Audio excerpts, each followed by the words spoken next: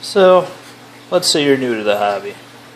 Decided to take the plunge and get into aquariums. Go to your local fish store. Walk down the equipment aisle. A lot of choices to work with. Well, let's go over the basics. Give you the rundown of what tools of the trade are, at least what I use. Well, obviously, there's going to be water changes involved. So you're going to need, at least recommend, 2 buckets, a smaller one and a 5-gallon. Smaller one you use for your small water changes, little spot cleanups. It's not as pain in the butt as carrying around a 5-gallon. I also keep on hand a couple of different size hoses. I got the 1/2 inch with a 10-inch tube. I use for small siphoning jobs, just spot cleaning. If I'm trimming plants or scraping a little algae, I'll use this one. So it's a little slower flow. I'm not taking out a lot of water to get a little bit of sediment out. This one here, it's a 5/8 hose. I use that one for the large water changes. You can also get a automatic water change system. For example, Aquarium or the more well-known Python makes it. It screws onto the tap of your faucet, be it your bathroom, kitchen, outdoor garden hose faucet. It uses that to create the initial suction,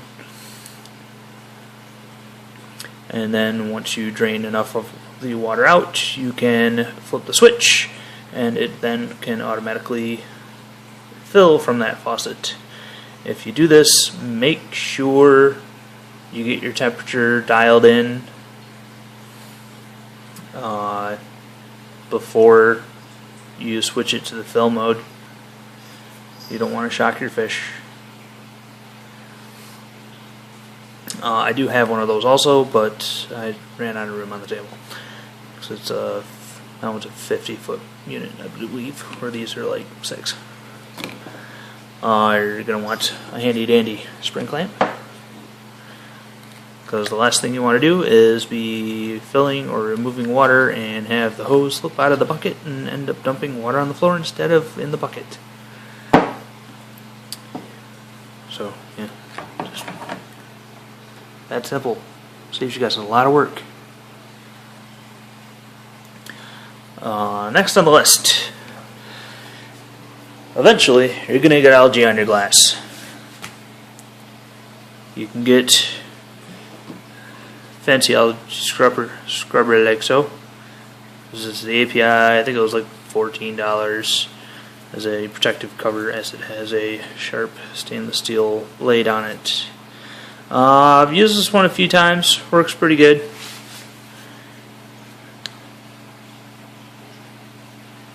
It is a sharp blade. I have cut myself with it, so don't lose that cover.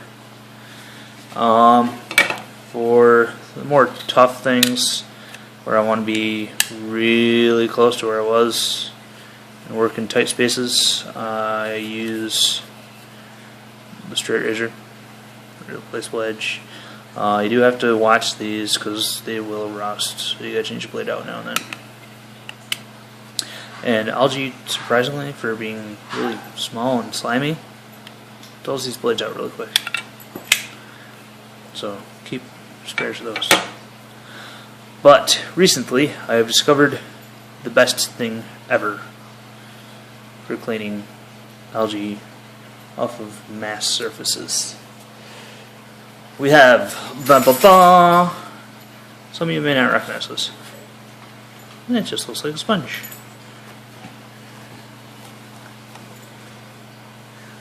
Mr. Clean Magic Erasers. Yeah. Make sure it's the original or the heavy duty, but they're still the original. Do not use the kitchen or the bathroom version. those ones have detergent, you will kill your tank. The original are completely inert. These pads are made of a melamine foam. It's equivalent to, I do believe, it's like 8,000 grit sandpaper. So not only are you scraping or rubbing your algae off, but it also lightly polishes. So it is great for acrylic tanks.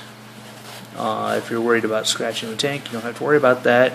Another nice thing is that being it's a foamy surface, when you're working across instead of scraping and the algae then getting into the water column, these actually hold onto the foam, and that's why it's discolored compared to brand new white.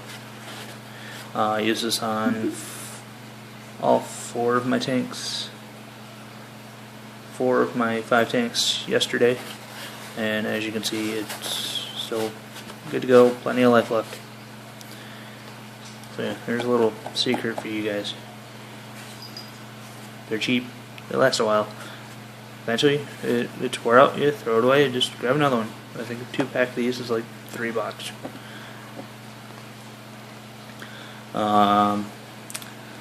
Now let's see, then we'll move on to nets. Eventually you're going to have to catch either a dead fish or a live fish that you need to move to quarantine.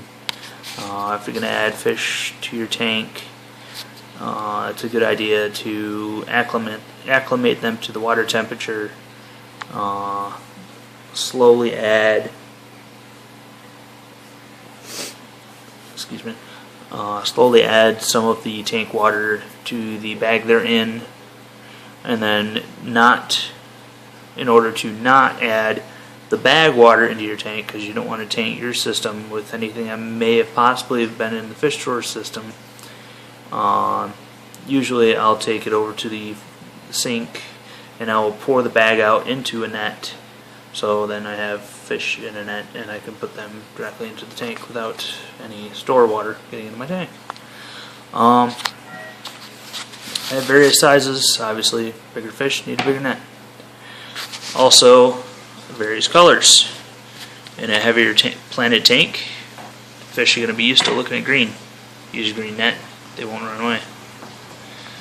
Also, take advantage of wire handles. This one I have bent so I can actually scoop underneath the fish and then pick straight up. They won't get stressed out as much, and they won't really see it coming because they don't look down as much.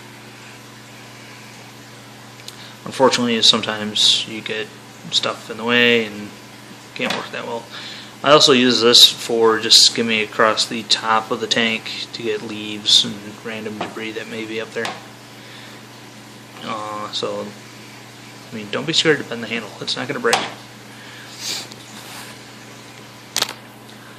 If you're going to plant your tank, obviously you're going to need some form of way to plant them. These are just the Eheim tweezers. I do want to get a set of needle points for something a little better for the really fine root plants, but these do the job for everything I've had to plant so far, including dwarf airgrass and Romantius cuba, or dwarf baby tears, as some people know. Bamboo skewers have if I can hold on to the stupid thing, have probably became almost my most used item of all my equipment. I mean, it's a standard dinner skewer.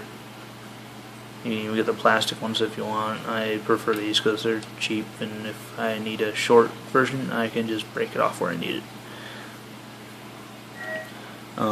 Be it if I get a plug in one of these, I'll just take the skewer and shove it down in there and dislodge the plug in the hose. If I am needing to work something in the substrate, it's very easy just to like plug holes and dig little holes. Or even if I want to get trapped gases out, just poke into the substrate with my sand substrates. So I mean, 100 pack of these is like $1. You'll never run it out unless you're making dinner with them. And then there's obviously going to be trimming involved if you got plants. You can spend quite a bit of money on the fancy scissors, which I haven't had the money to get right now. So these do the trick. It's just your generic, like, came in a 2-pack, multi-size scissors. I'll use these for trimming my stem plants, mosses, and I have something that's a little larger to cut the thicker stem plants, or if I have a large distance I want to keep it the same height, I'll use the longer ones. It's pretty rare I use those. I actually use those more for trimming zip ties and random stuff. The only other thing I don't have pictured here, just a moment. Excuse the crafting on it. It's number 5 crafting plastic mesh, suction cup, and zip ties to make it into a bowl. If you're doing a planted tank, usually you want to acclimate your plants by floating for a little while. As with fish, you can shock your plants actually. Or if you just want to float them around so they're closer to the light source for a while. I used to have a really nice one that I made up, but I had cut it apart to make other stuff, and then I needed this to make a bunch of moss. So just sort of fab up a little holder like this. This mesh comes in really handy for other things also. For example, I took a little strip of it and folded it in half into a teardrop, and when I was cleaning this tank up earlier today, I was actually able to take that shape and use it almost as a comb and pull bits of algae out of, like, my moss, my dwarf hairgrass, and I was able to actually use it to almost comb a lot of it out of the substrate, as I had a lot of hairgrass or hair algae growing on the substrate from excess nutrients, and I was actually able to comb across the substrate and pull a lot of that off without losing the substrate itself being stuck into it. So it's number 5 crafting mesh. You can get it at Michael's, Joann's, crafting stores, that sort. Also comes in handy for making moss walls, which that's starting to grow. So yeah, that's just a few of the tools of the trade and a couple little tips thrown in there. So if you guys have any questions, throw them in the comments. Comment, like, and subscribe. And make sure you visit Dark Star Aquatics. DarkStarAquatics.com.